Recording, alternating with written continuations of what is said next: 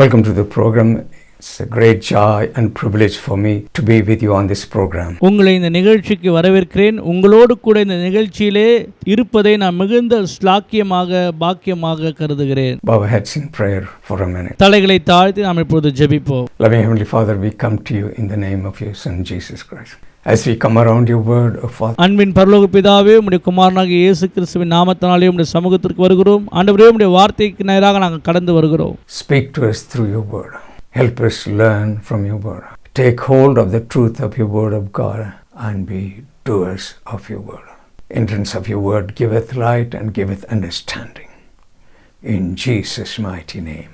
Amen. ஆண்டவரே, உம்முடைய வார்த்தையை புரிந்து கொள்ள கற்றுக்கொள்ள இயேசுவே நீர் எங்களுக்கு உதவி செய்யும்படியாக ஜெபிக்கிறோம். உம்முடைய வார்த்தையிலே எங்களுக்கு வெளிச்சத்தையும் ஞானத்தையும் புரிந்து கொள்ளுதலையும் தந்து உம்முடைய சத்தியத்திலே நாங்கள் நிலைத்து நிற்க உம்முடைய வார்த்தை எங்களை தங்கியிருக்க உதவி செய்துள்ளோம். இயேசுவின் நாமத்தில் பிதாவே, ஆமென். Today we are going to look at there is unlimited source of power available to us, but it's not known to many in the Christian world. கிறிஸ்தவ உலகத்திலே வாழ்கிறதான கிறிஸ்தவர்களுக்கு தேவன் அநேக வல்லமைகளை கொடுத்திருக்கிறார். ஆனால் அநேக கிறிஸ்தவர்களுக்கு இந்த ரகசியம் தெரியாமல் இருக்கிறது. You may ask me what it is.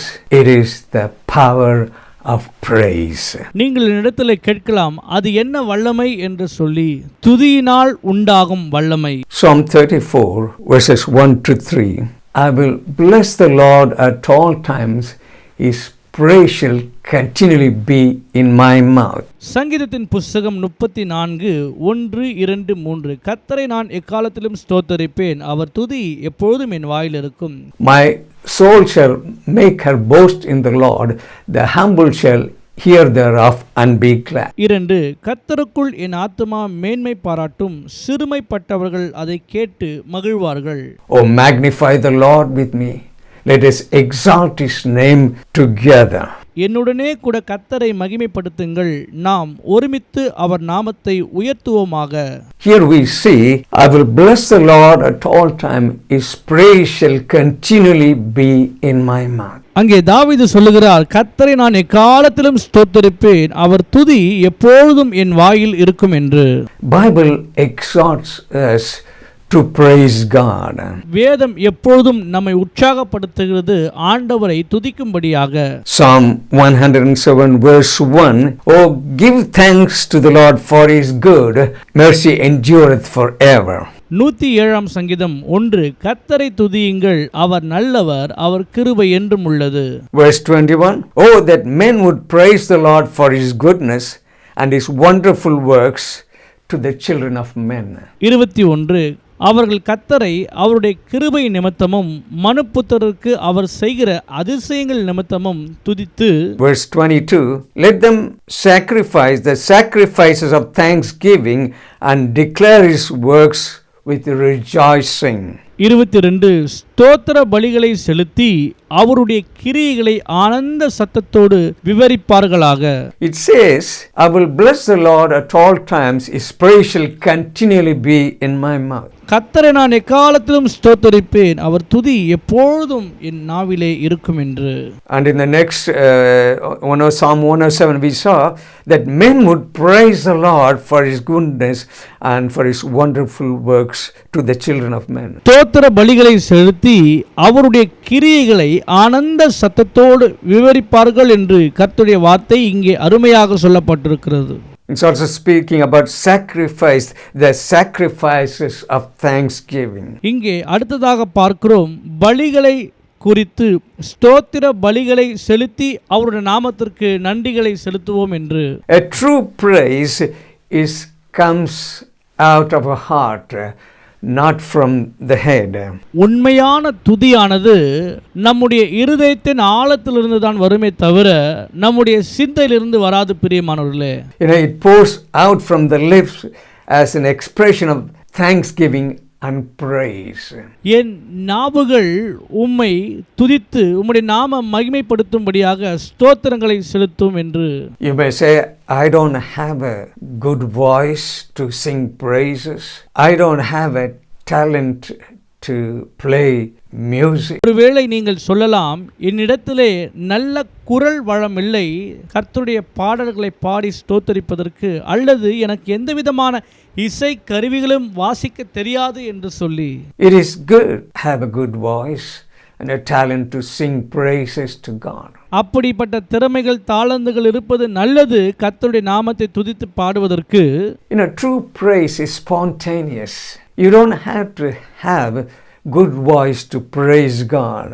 It comes from your heart. கர்த்தரை உண்மையாய் துதித்து பாடுவதற்கு இருதயத்தின் ஆழத்திலிருந்து அவரோடு கூட இருக்கிற நல்ல ஐக்கியத்திலிருந்து இருக்கிற அந்த மனம் மாத்திரமே போதும் ஆண்டவரை நாம் ஸ்தோத்தரித்து துதிக்க முடியும்.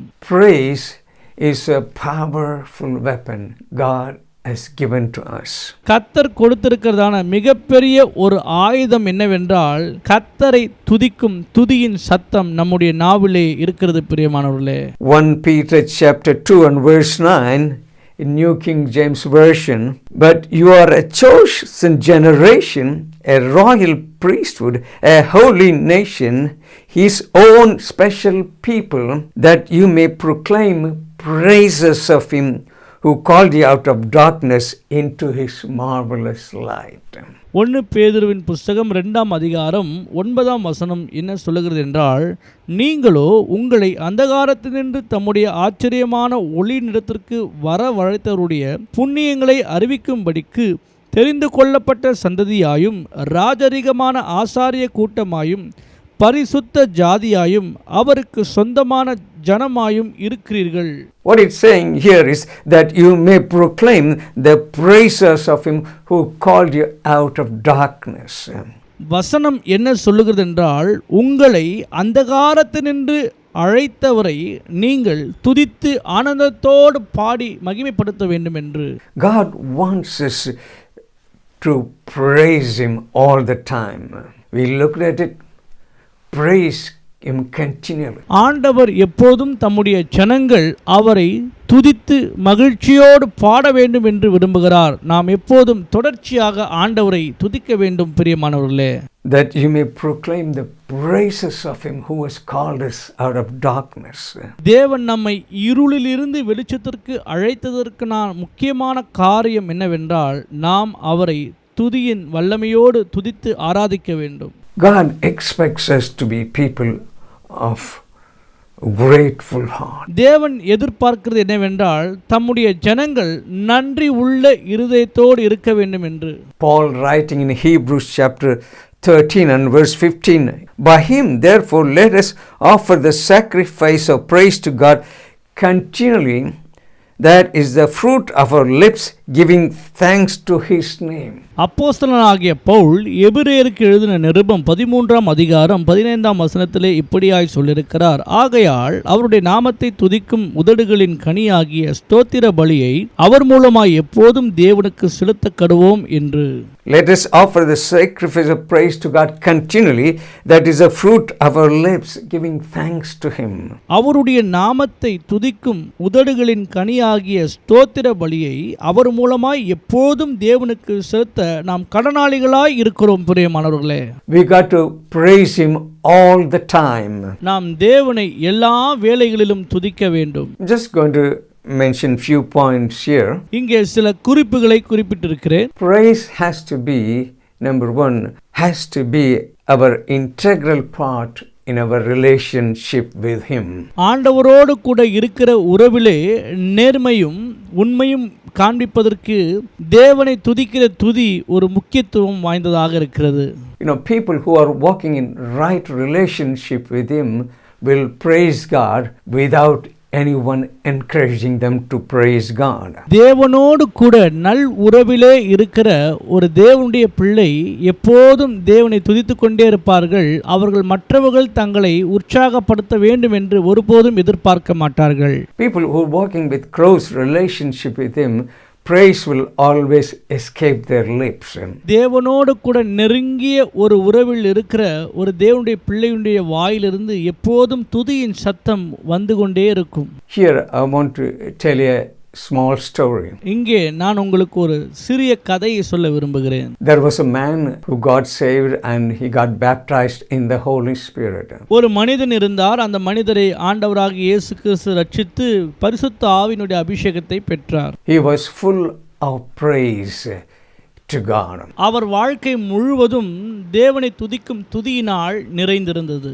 In Sunday services, when he went to church, he will express his praise to God during singing and also during the sermon time. கர்த்தருடைய ஆலயத்திற்கு தவறாமல் சென்று தேவனை ஆராதிப்பதிலே மிகவும் உற்சாகமாய் இருக்கக்கூடியவராய் அவர் காணப்பட்டார். There was a chief or a senior bishop visiting the church. அந்த நாட்களிலே பிஷப்மார்கள் சபையை விசாரித்துக் கொண்டிருந்த அந்த பொழுது, So on that Sunday, they requested this man to stay in the vestry, a room in the church.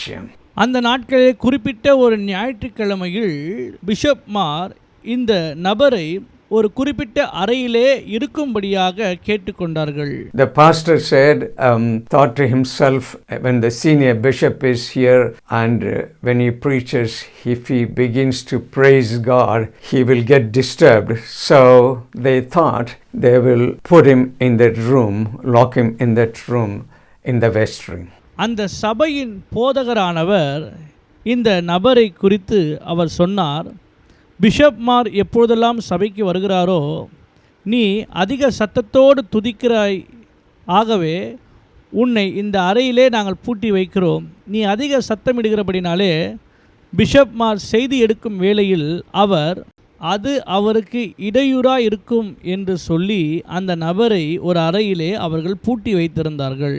So the senior bishop came and everything was going fine, the service was going fine, everything was going well. அப்படியே அந்த பெரும் பிஷப்மார் அவர்கள் ஞாயிற்றுக்கிழமை ஆராதனைக்கு வந்திருந்தார்கள். எல்லா காரியங்களும் ஒழுங்கும் கிரமமாய் போய்கொண்டிருந்த வேளையில் And the senior bishop started to preach.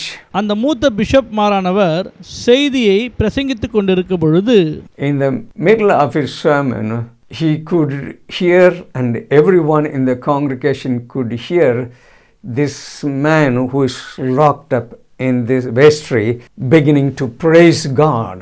பிஷப்மார் செய்தியை கொடுத்து கொண்டிருக்கிற அந்த வேளையிலே சபையில் இருந்த மக்களும் அந்த பிஷப்பும் இந்த பூட்டப்பட்ட இருக்கிற அறையிலிருந்து ஒரு துதியின் சத்தம் வருகிறதை அவர்கள் கேட்டார்கள்.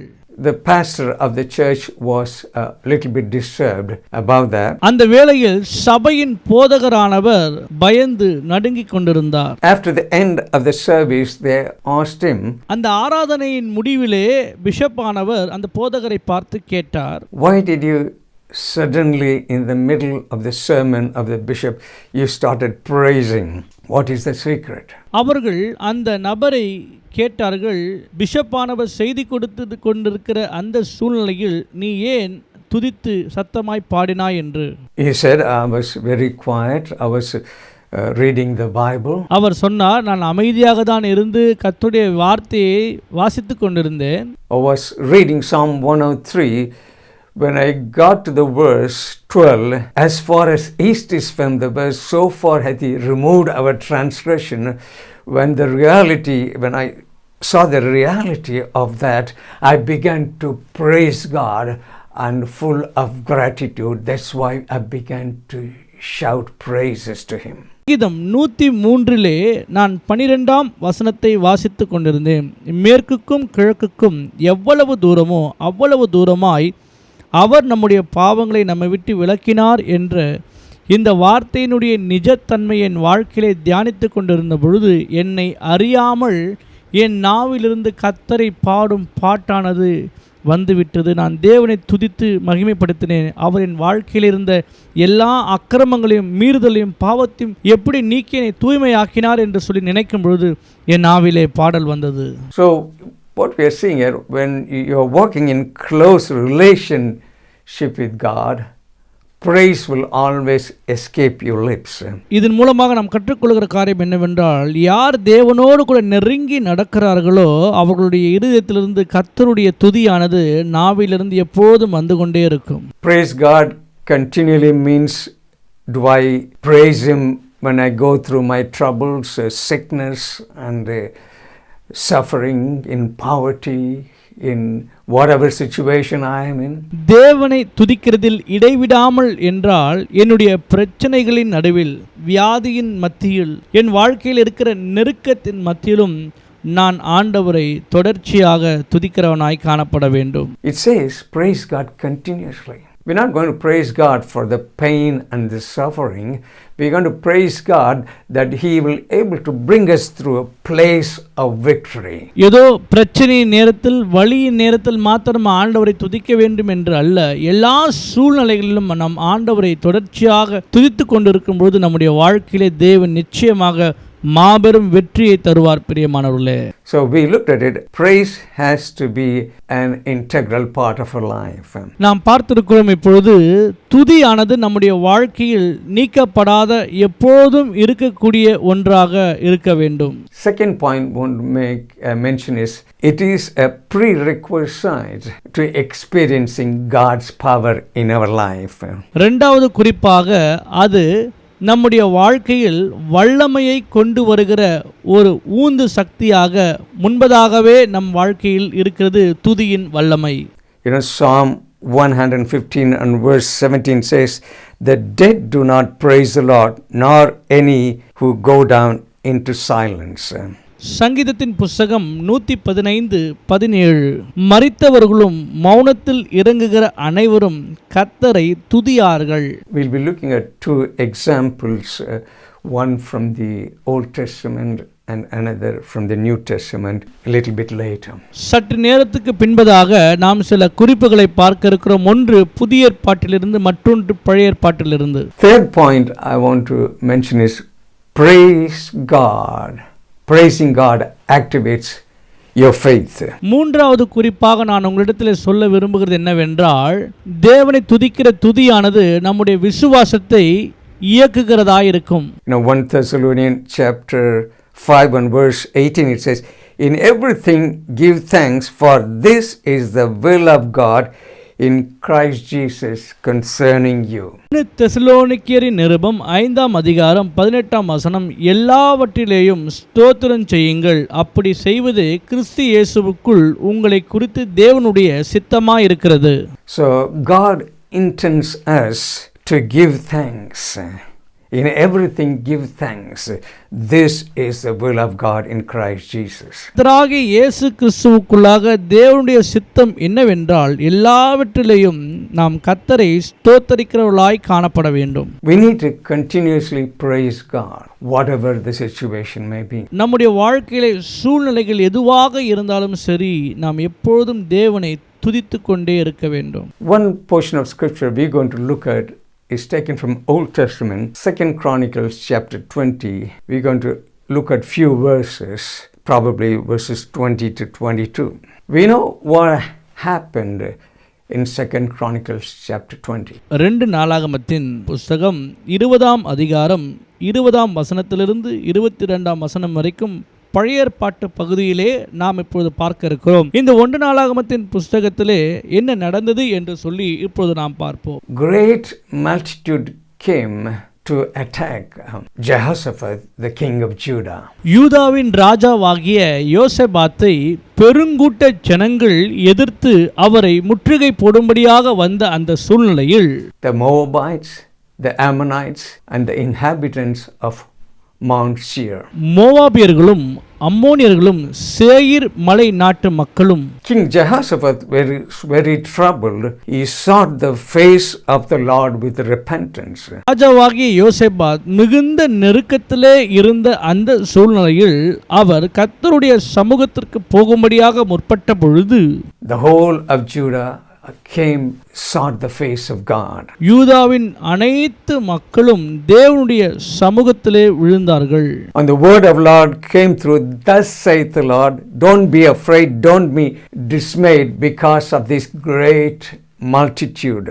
கர்த்தருடைய வார்த்தையானது அவர்களுக்கு இப்படியாக வந்தது. கர்த்தர் சொல்லுகிற வார்த்தை என்னவென்றால், இந்த பெருங்கூட்ட ஜனத்தை குறித்து நீங்கள் கலங்கவும் மனமடிவும் ஆக வேண்டாம் என்று. He said, "For the battle is not yours, but God's." கர்த்தருடைய வார்த்தை இப்படியாய் அவர்களுக்கு வந்தது, யுத்தம் உங்களுடையது அல்ல, யுத்தம் கர்த்தருடையது. They have been given direction by God what to do. தேவன் அவர்களுக்கு அழகாக என்ன செய்ய வேண்டும் என்று சொல்லி வழியை காட்டினார். The Ammonites, Moabites, and the inhabitants of Mount Seir, they came in great multitude to totally annihilate, the kingdom of Judah. யூதாவின் ராஜாவாகிய யோசேபத்துக்கு விரோதமாக அம்மோனியர்களும் மோவாபியர்களும் சேயீர் மலை நாட்டு மக்கள் அனைவரும் அவர்களை அழித்துவிட வேண்டும் என்று வந்த அந்த சூழ்நிலையில் God answered their prayer and they have been given exact location where the enemy was. அவர்கள் ஜெபித்தபோது கர்த்தர் அவர்களுக்கு மறு உத்தரவு அருளி தங்களுடைய எதிரிகள் எங்கே இருக்கிறார்கள் என்பதை குறித்து துல்லியமாக தேவன் அவர்களுக்கு காட்டிக் கொடுத்தார். God told them, tomorrow you go down against them in that location. They rose up early in the morning according to the word of God. கர்த்தர் அவர்களிடத்தில் சொன்னது என்னவென்றால், அதிகாலமே நீங்கள் எழுந்து நான் காண்பிக்கும் இடத்திற்கு போங்கள் என்று சொல்லும்பொழுது அவர்கள் கர்த்தருடைய வார்த்தை சொன்னபடியே அப்படியே செய்தார்கள். Verse 21 it says, and when he had consulted with the people, he appointed those who should sing to the Lord and who should praise the beauty of holiness as they went out before the army and were saying, praise the Lord, for his mercy endureth forever. 21ஆம் வசனத்தில், பின்பு அவன் ஜனத்துடனே ஆலோசனை பண்ணி பரிசுத்தம் உள்ள மகத்துவத்தை துதிக்கவும் ஆயுதம் அணிந்தவர்களும் முன்னாக நடந்து போய் கர்த்தரை துதியுங்கள், அவர் கிருபை என்றும் உள்ளதென்று கர்த்தரை பாடவும் பாடகரை நிறுத்தினான். So they are going to meet the enemy, but what they are taking a choir to sing God's praises. அவர்கள் தங்களுடைய எதிரிகளை தான் சந்திக்க போகிறார்கள். ஆனாலும் யோசபாத் ராஜா என்ன செய்தார் என்றால் பாடகர்களை முன்பதாக நிறுத்தினார்.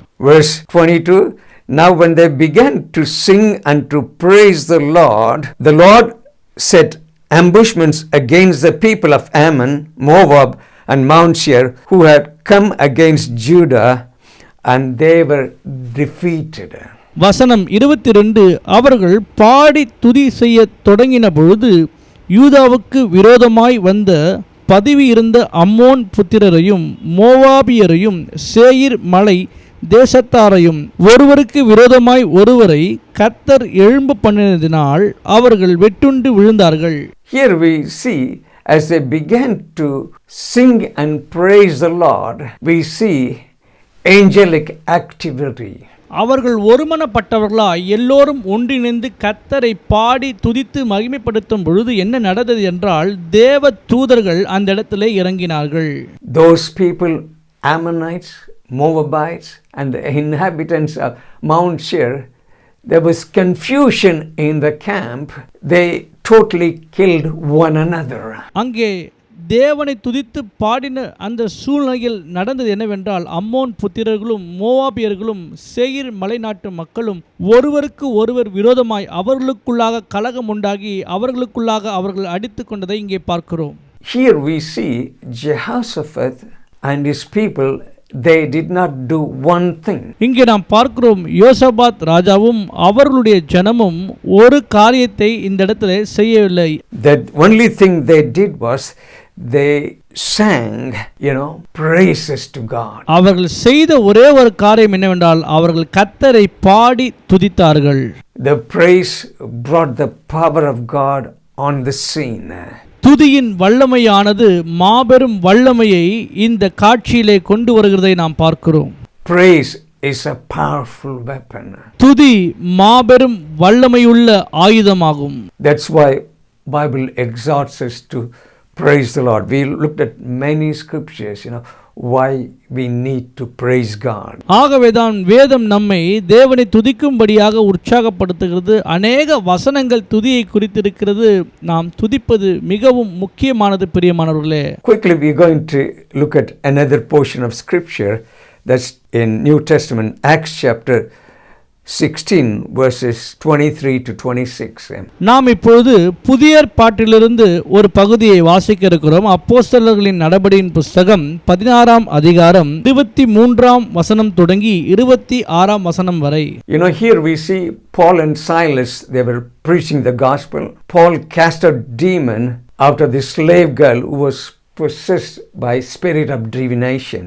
இங்கே நாம் பார்க்கிறோம், பவுலும் சீலனும் சிறைச்சாலையிலே அடைக்கப்பட்டிருக்கிறார்கள். எதற்கு என்றால் அவர்கள் சுவிசேஷத்தை பிரசங்கித்திருந்தார்கள். அதற்கு முன்பதாக பிசாசு பிடித்திருந்த ஒரு பெண்ணிலிருந்து பிசாசை துரத்தினபடினாலே அவர்கள் இந்த சிறைச்சாலைக்குள்ளாய் இப்பொழுது இருக்கிறார்கள். And the people of that city rose against them and they were were beaten. Paul and Silas were beaten. அந்த பட்டணத்தின் மக்கள் பவுலும் சீலனுக்கு விரோதமாக எழும்பி அவர்களை அடித்தார்கள். Verse 23, when they had laid many stripes on them, they threw them into prison, commanding the jailer to keep them securely. 23ஆம் வசனம், அவர்களை அநேக அடி அடித்த பின்பு சிறைச்சாலையிலே வைத்து அவர்களை பத்திரமாய் காக்கும்படி சிறைச்சாலைக்காரனுக்கு கட்டளையிட்டார்கள். Verse 24, having received such charge, he put them into inner prison and fastened their feet in the stocks. 24, அவன் இப்படிப்பட்ட கட்டளையை பெற்று அவர்களை உட்காவல் அறையிலே அடைத்து அவர்கள் கைகளை தொழுவ மரத்தில் மாட்டி வைத்தார். But at midnight, Paul and Silas were praying and singing hymns to God, and the prisoners were listening to him. நடு ராத்திரியிலே பவுலும் சீலாவும் ஜெபம் பண்ணி தேவனை துதித்து பாடினார்கள். காவலில் வைக்கப்பட்டவர்கள் அதை கேட்டுக்கொண்டிருந்தார்கள். And here we see Paul and Silas are thrown into the prison. இங்கே நாம் பார்க்கிறோம், பவுலும் சீலாவும் சிறைச்சாலையிலே அடைக்கப்பட்டவர்களாய் காணப்படுகிறார்கள். Not only that, they laid many stripes on them and they secured, and their feet were in stocks. They were thrown into the inner prison. அவர்கள் சரீரத்தில் மிகுந்த காயம் அடைந்தவர்களாக மாத்திரமல்ல, உட்காவல் அறையிலே அவர்களை போட்டு கைகள் தொழுவ மரத்தில் மாட்டி அவர்களை சிறைப்படுத்தி வைத்திருந்தார்கள். Paul and Silas were just doing God's will. பவுலும் சீலாவும் தேவனுடைய சித்தத்தை இந்த இடத்திலும் கூட நிறைவேற்றுகிறார்கள். Paul and Silas could have felt sorry for themselves. They were beaten, their backs were bleeding, and probably the whole body was aching. இந்த சூழ்நிலையை பார்க்கும் பொழுது பவுலும் சீலாவும் மிகுந்த அடிகளும் காயங்களும் வேதனைகளும் நிறைந்திருக்கக்கூடிய இந்த சூழ்நிலையில் அவர்கள் தங்களை குறித்து பரிதாபமாய் நினைத்து கொள்ளாமல், they could have murmured against God and they could have been negative about their situation. அவர்கள் ஒருவேளை இப்படி நினைத்திருக்கலாம், கர்த்தருக்காக தான் நாங்கள் ஊழியம் செய்தோம், இப்படி நடந்து விட்டதுன்னு சொல்லி அவர்கள் முறுமுறுத்திருக்கலாம். But can you see what came out of them when they were in trouble? ஆனால் காரியம் என்னவென்றால், அவர்கள் பிரச்சனையின் நடுவில் இருந்த சூழ்நிலையிலும் கூட அவர்கள் வாயிலிருந்து வந்தது என்ன?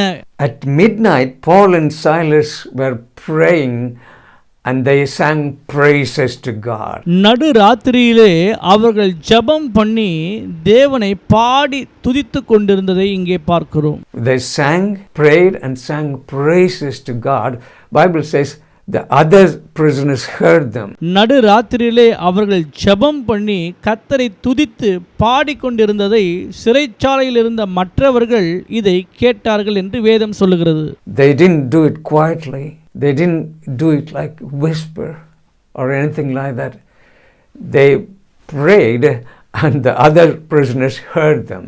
அவர்கள் ஏதோ அமைதியாக முணுமுணுத்து கொண்டு ஜெபம் பண்ணி பாடுகிறவர்களாக அல்ல, அவர்கள் ஜெபிக்கிற ஜெப சத்தமும் பாடலின் பாடல் சத்தமும் மற்றவர்கள் கேட்கக்கூடியதாக இருந்தது. In that midnight hour, when they were going through a midnight situation, they prayed and praised God. நடு ராத்திரியில் சூழ்நிலைகள் கடினமாக இருக்கக்கூடிய அந்த தருணத்தில் அவர்கள் தேவனை நோக்கி ஜெபித்து கொண்டும் பாடி தேவனை துதித்து கொண்டும் இருந்தார்கள். Are you going through a midnight situation in your life? Are you going through a midnight crisis in your life? The only thing I can tell you is to pray and begin to praise God, and you focus your attention on God. நடு இரவு போன்ற இருளான சூழ்நிலையிலே நீங்கள் போய்கொண்டு இருக்கிறீர்களா? உங்கள் வாழ்க்கையில் எல்லாம் இருண்டு பிரச்சனைகள் அதிகரித்து போராட்டத்துக்குள் இருக்கிறீர்களா? நான் உங்களை உற்சாகப்படுத்துகிறேன். இந்த வேளையிலே நீங்கள் ஜெபம் பண்ணி கர்த்தரை பாடுகிற பாட்டினால் தேவனை துதித்து மகிமைப்படுத்துங்கள். உங்களுடைய சிந்தையை தேவன் மீது வையுங்கள். That's what they did there, Paul and Silas. He says, verse 26, suddenly there was a great earthquake, so that the foundations of the prisons were shaken, and immediately all the doors were opened. Everyone's chains were loosed. சடுதியிலே சிறைச்சாலையின் அஸ்திபாரங்கள் அசையும்படியாக மிகவும் பூமி அதிர்ந்தது. உடனே கதவுகள் எல்லாம் திறவுண்டது. எல்லாருடைய கட்டுகளும் கழன்று போயிற்று. This was kind of a supernatural earthquake. கிறிஸ்துவுக்குள் பிரியமானவர்களே, இது இயற்கைக்கு அப்பாற்பட்ட ஒரு பூமி அதிர்ச்சியாய் இருக்கிறதை நாம் இங்கே பார்க்கிறோம். We don't see any damage to the building, but we see nobody died in that earthquake. The only thing the earthquake did was open the prison doors, and their chains fell off. இங்கே உண்டான இந்த பூமி அதிர்ச்சி நிமித்தமாக கட்டடங்கள் இடிந்து விழவில்லை, எந்த விதமான உயிர் சேதங்களும் உண்டாகவில்லை. மாறாக என்ன நடந்தது என்றால், சிறைச்சாலையின் கதவுகள் திறக்கப்பட்டதும் அவர்கள் கையில் கட்டப்பட்டிருந்த கட்டுகள் கழண்டதை இங்கே பார்க்கிறோம். This was as a result of their praise to God. தேவனை துதித்து பாடினதின் விளைவு இதுதான் பிரியமானவர்களே. Paul and Silas knew to do the right thing in their difficult time. It was a midnight crisis for them. இரவு இருண்ட சூழ்நிலையிலும் அவர்களுக்கு நன்றாக தெரிந்திருந்தது, நாம் சரியான காரியத்தை செய்ய வேண்டும் என்று சொல்லி அதை அவர்கள் செய்தார்கள். So you may go through a difficult time. You may be going through a situation, you don't feel like praising God. நம்முடைய வாழ்க்கையிலும் கூட கடினமான சூழ்நிலையிலே நாம் இப்போது போய்கொண்டிருக்கலாம். நாம் போய்கொண்டிருக்கிற இந்த கடினமான சூழ்நிலையில் தேவனை துதித்து பாட வேண்டும் என்கின்ற எண்ணம் நமக்கு இல்லாமல் இருக்கலாம். You may go through a crisis, but all the situation they are screaming against praising God. நம்முடைய வாழ்க்கையில் கடினமான சூழ்நிலையில் போய்கொண்டிருக்கிற நாம், நம்முடைய சூழ்நிலைகள் எல்லாம் நம்ம என்ன சொல்கிறது என்றால், நீ கர்த்தரை துதித்து பாடு என்று சொல்லி.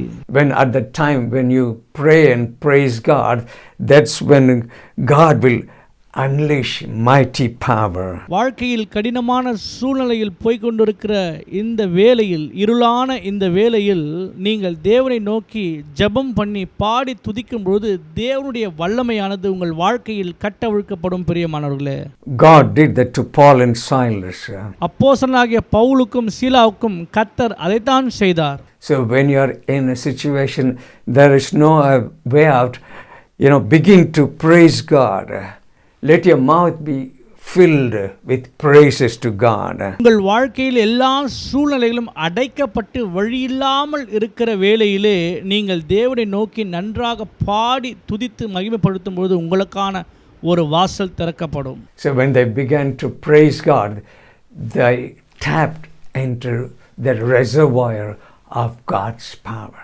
அவர்கள் தேவனை நோக்கி பாடி துதித்த பொழுது அவர்கள் தேவனுடைய வல்லமையை பெற்றுக்கொள்ளும்படியாக ஒரு சூழ்நிலையில் இருந்தார்கள்.